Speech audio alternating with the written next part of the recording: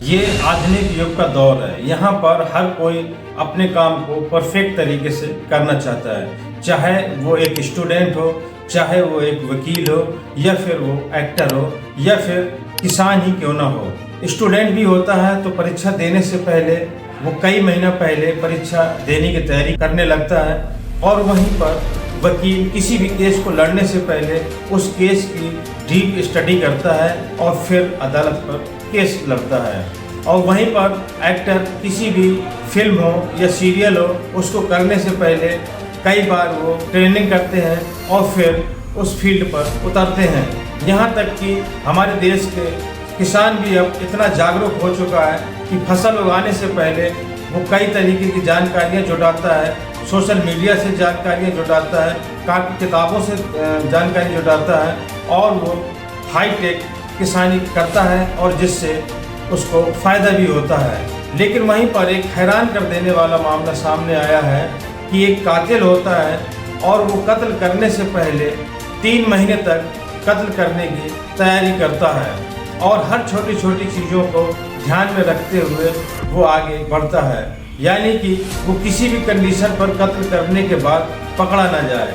वो नॉवेल पढ़ता है, क्राइम स्टोरी पढ़ता है, वो क्राइम शो देखता है, और यहाँ तक कि पुलिस की भी वो ऐसे केस पढ़ता है जो अनसॉल्व्ड केस होते हैं, और वो जानकारी जुटाने की कोशिश करता है कि आखिरकार पुलिस अपराधी तक क्यों नहीं पहुँच पाई, क्या सतर्कता बरती अपराधी ने, और वही छोटी छोटी चीज़ों को वो ध्यान में रखता है और आगे बढ़ता है। और फिर 3 महीने बाद वही एक कत्ल करता है, और कत्ल करने में उसने हर चीज़ का बखूबी ध्यान दिया था और बहुत ही शातिर अंदाज में उसने कत्ल को अंजाम दिया था।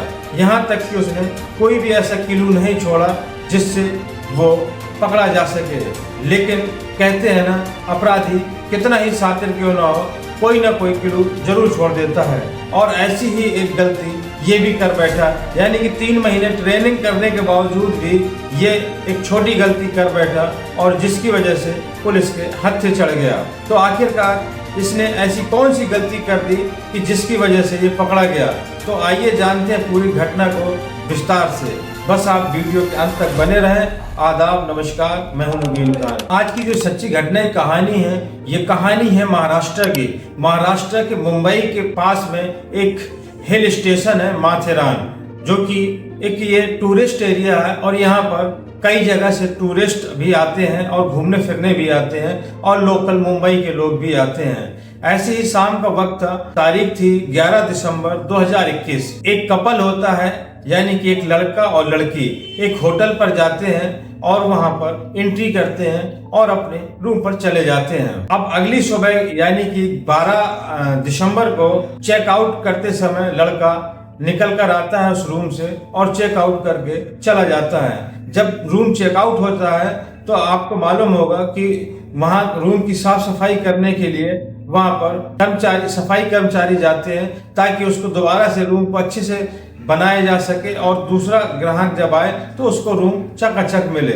और जब वो रूम के अंदर जाता है तो वो देखता है कोई भी चीज फैली हुई नहीं है, ना वहां पर कोई सामान है।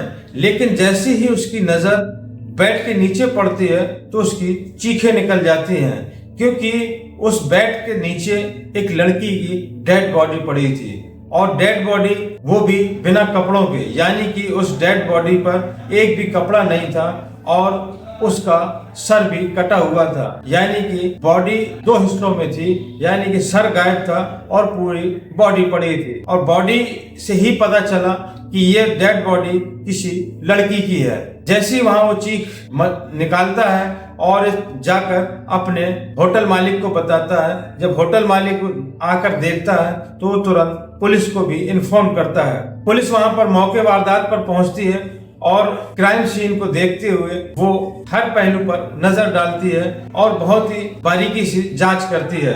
वो देखती है कि इस डेड बॉडी का सर कट चुका है और बदन पर एक भी कपड़ा नहीं है, और यहाँ पुलिस की नजर पड़ती है उसके बाजू पर भी ऐसा लग रहा था जैसे उसके बाजू पर कोई टैटू का निशान बना हो, लेकिन अपराधी ने उस टैटू को भी किसी नुकीली चीज से इस तरह से खोचा था कि शायद इसका भी निशान बाकी न रहे, क्योंकि अपराधी बहुत ही शातिर किस्म का लग रहा था। अब पुलिस ये समझ गई थी कि ये टैटू जो मिटाया गया है ये पहचान छिपाने की ही मकसद से मिटाया गया है, क्योंकि पहले तो डेड बॉडी का सिर का गायब होना और फिर बॉडी पर बना हुआ टैटू उसको भी छीलना, ये कहीं ना कहीं इस डेड बॉडी की शिनाख्त छिपाने के लिए की गई थी।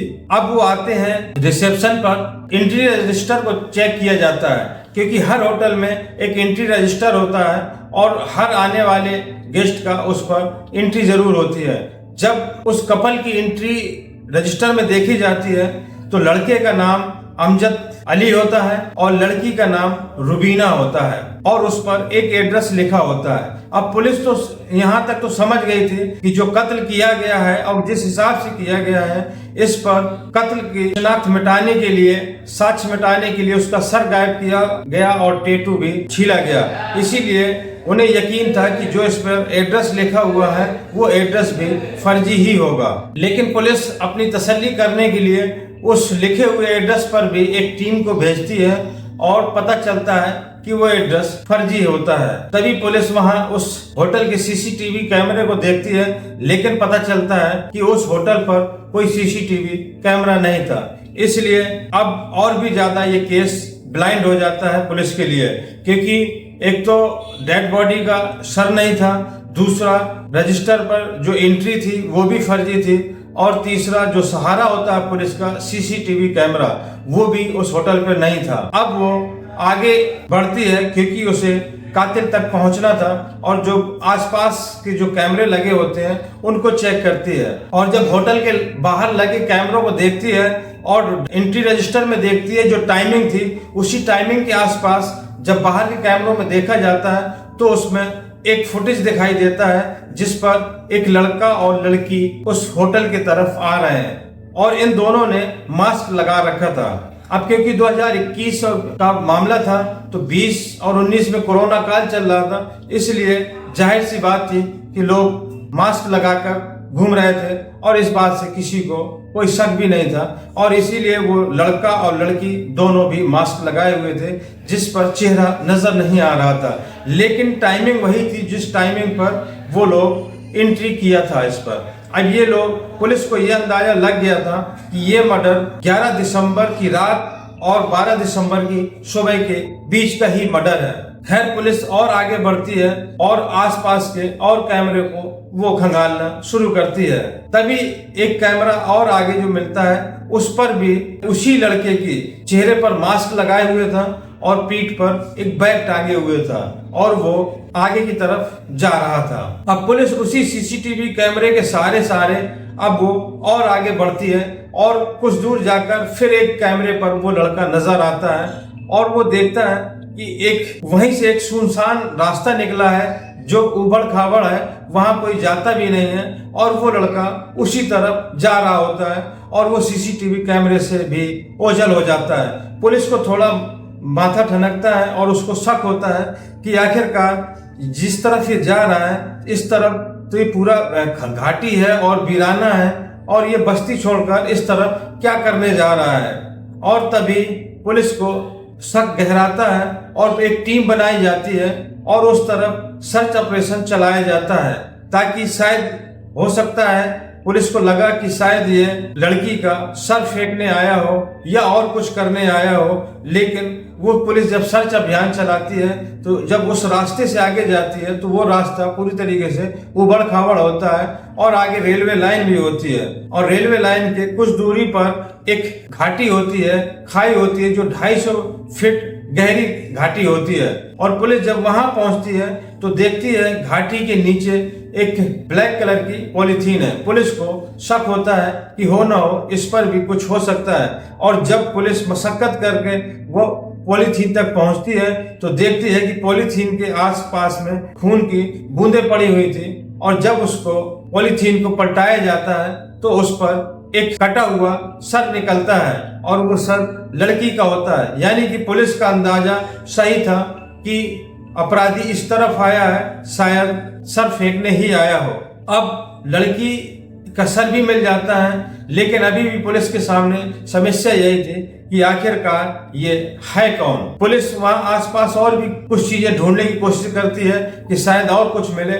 तभी वहां पर एक बैग मिलता है और बैग पर एक मेडिकल स्टोर का नाम लिखा होता है और एड्रेस उस पर गोरेगांव लिखा होता है। अब पुलिस को कहीं ना कहीं जैसे कहते हैं कि एक उम्मीद की किरण जरूर जागी थी और एक पास में ही एक पर्ची पड़ी हुई थी जिस पर कुछ मेडिसिन लिखी हुई थी और वो पर्ची भी उसी मेडिकल स्टोर के नाम की पर्ची थी। अब पुलिस को ये कंफर्म हो गया था कि इस मेडिकल और इस जगह से जरूर इसका कोई ना कोई कनेक्शन जरूर है। और उसी दौरान फिर पुलिस होटल आती है और होटल पर फिर एक बार उनसे पूछताछ करती है और ये पूछती है कि आखिरकार तुमने जो उनसे पेमेंट लिया था वो पेमेंट कैसे लिया था, कैश लिया था या ऑनलाइन लिया था।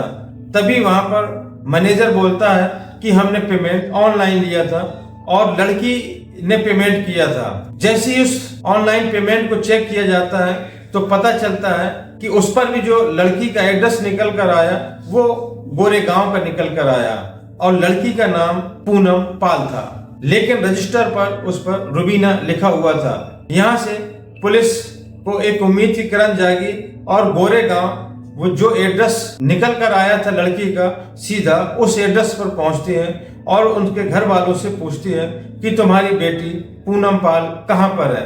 तभी घर वाले बताते हैं कि वो अपने पति राम सुलोचन के साथ में घूमने गई है। तभी पुलिस उनके घर वालों से पूछती है कि राम सुलोचन का एड्रेस बताओ और उसका फोन नंबर बताओ। पुलिस वहां से राम सुलोचन का फोन नंबर लेती है और राम सुलोचन का एड्रेस लेती है और उसको राम सुलोचन के फोन को कॉल डिटेल पर लगा दिया जाता है। जब उसकी सीडीआर निकाली जाती है तो पता चलता है कि उसका फोन 11 दिसंबर से लेकर 12 दिसंबर तक स्विच ऑफ था और उसका जो एड्रेस था, जो लास्ट लोकेशन निकल कर आ रहा था, तो उसके घर के आसपास का ही लोकेशन नजर आ रहा था। पुलिस का और माथा सनकता है क्योंकि कहीं ना कहीं उसको शक था कि जब राम सुलोचन पूनम पाल का पति है और इसी के साथ गई थी तो हो ना कोई जरूर झोल है। और एक क्योंकि राम सुलोचन पेशे से एक सॉफ्टवेयर इंजीनियर था और वहीं पास के ही बेलापुर की एक कंपनी में वो सॉफ्टवेयर इंजीनियर के काम पर कार्यरत कर रहा था। पुलिस जब राम सुलोचन के एड्रेस पर पहुंचती है पनवेल के पास में खंडा कॉलोनी, उसी खंडा कॉलोनी पर राम सुलोचन रहता था। जब पुलिस राम सुलोचन के पास पहुंचती है तो राम सुलोचन अचानक पुलिस को देखकर कहता है कि आप लोग कैसे। तभी पुलिस वाले राम सुलोचन से पूछते हैं कि तुम 11 दिसंबर को कहाँ थे। तभी वो कहता है 11 दिसंबर को तो मैं अपने घर पर ही था। और वो पुलिस जो भी सवाल उससे करती है वो सारे सवालों का जवाब बखूबी दे रहा था क्योंकि उसने पहले से ही सारी चीजों की तैयारी कर रखी थी। जो जो वो पूछते गए ये सब कुछ बताता गया, लेकिन पुलिस को इस बात पर पूरा यकीन था कि इस कत्ल के पीछे कहीं ना कहीं राम सुलोचन का ही पूरा हाथ है। और जब राम सुलोचन के ऊपर पुलिस ने सख्ती बरती और अपने तरीके से पूछना शुरू किया तो राम सुलोचन सब कुछ उगलता चला गया और अपना जुर्म भी कबूल कर लिया उसने। और उसने सारी जो कहानी बताई वो कहानी बड़ी डरावनी थी। दरअसल वो कहता है कि जब मैं होटल पर गया मैंने ऐसे होटल को चूज किया था कि जहां पर कोई सीसीटीवी कैमरा ना हो और इसीलिए मैं उस होटल पर गया और उस होटल पर ले जाने के बाद उससे मैंने शारीरिक संबंध बनाए क्योंकि मेरी उससे शादी हो चुकी थी। दरअसल ये पूनम और राम सुलोचन दोनों के परिवार यूपी की रहने वाले थे और ये दोनों के परिवार अब मुंबई में रहते थे और इसीलिए इन दोनों की शादी भी हो गई थी। दरअसल एक यूपी और बिहार में एक रीति रिवाज है कि शादी के बाद भी एक रस्म होती है जिसको गौना कहते हैं और जब तक गौना नहीं होता तब तक लड़की अपने मायके पर ही रहती है। और इसीलिए इस केस पर भी यही मामला था कि पूनम का गौना नहीं हुआ था क्योंकि पूनम नर्स की ट्रेनिंग कर रही थी और इसीलिए उनके घर वालों ने पूनम का गौना नहीं किया था। ये दोनों पति पत्नी तो हो गए थे, शादी तो हो गई थी, लेकिन दोनों अलग अलग रहते थे। और इसी के चलते राम सुलोचन जब भी टाइम मिलता अपनी पत्नी पूनम से मिलता और बाहर घुमाने ले जाता। और फिर उस दिन भी वैसे ही हुआ, वो वहाँ उस होटल पर लेके गया और उसके साथ में पूरी रात गुजारी। और रात गुजारने के बाद सुबह के टाइम पर पूनम का गला घोंटा और गला घोंटकर बाथरूम पर ले गया। और बाथरूम में ले जाने के बाद उसने पूनम की गर्दन काट दी, सर अलग कर दिया, धड़ अलग कर दिया। उसने ऐसा इसलिए किया कि शिनाख्त मिटाने के लिए किया था। और उसने कई बार फिल्मों में यह भी देखा कि किसी टैटू बने होने की वजह से भी पुलिस अपराधी तक पहुंच जाती है, इसीलिए उसने पूनम के बाजू पर बने हुए टैटू को भी चाकू से उसने पूरी तरीके से छील दिया था ताकि टैटू का भी निशान न रहे। और उसके सर और कपड़ों, कई बार कपड़ों से भी पहचान होती है, इसलिए उसने, मैंने पहले जैसे बताया कि डेड बॉडी पर एक भी कपड़ा नहीं था, डेड बॉडी पूरी तरीके से नंग थी। उसने इसलिए जानबूझ के ऐसा किया था ताकि कपड़ों से भी पहचान ना हो सके।